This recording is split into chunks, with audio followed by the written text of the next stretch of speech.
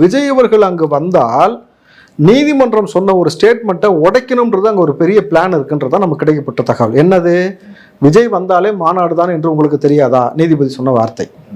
ஆனால் அது மாநாடு கிடையாது, விஜய் வந்தாலே இங்கே கலவரக்காடு தான், இங்கே ஒரு சலசலப்பு தான், பிரச்சனை தான் ஏற்படும் என்பதை அங்கே திட்டமிட்டு அரங்கேற்றுவதற்கான சில சதி வேலைகள் நடந்து கொண்டிருப்பதாகவும் ஒரு செய்தி கிடைக்கப்பட்டதாக தாவிக தரப்புல அவங்க சொல்றாங்க.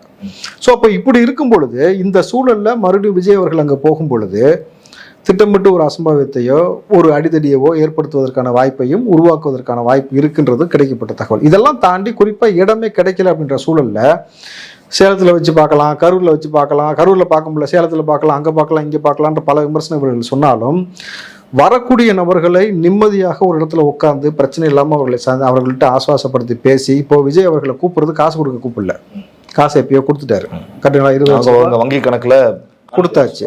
ஏற்கனவே ஒரு வீடியோ காலில் பேசிட்டார். ஆனால் விஜய் அவர்கள் தெளிவாக சொன்ன விஷயம், நேரில் அவர்களை நான் சந்தித்து அவர்களோடு உட்கார்ந்து அவர்களுடைய துக்கத்தை பகிர்ந்து அவர்களுக்கு என்னெல்லாம் தேவையோ செஞ்சுக்கிட்டு அவங்களுடைய என்டையர் டேட்டா பேஸ் வாங்கி அவங்க கான்டாக்ட் நம்பர் வாங்கி இறுதி வரைக்கும் அவங்களோட பயணப்படணும், நான் நிற்கிறேன்றதை நேரில் நான் அவங்கள்ட்ட சொல்லணும்.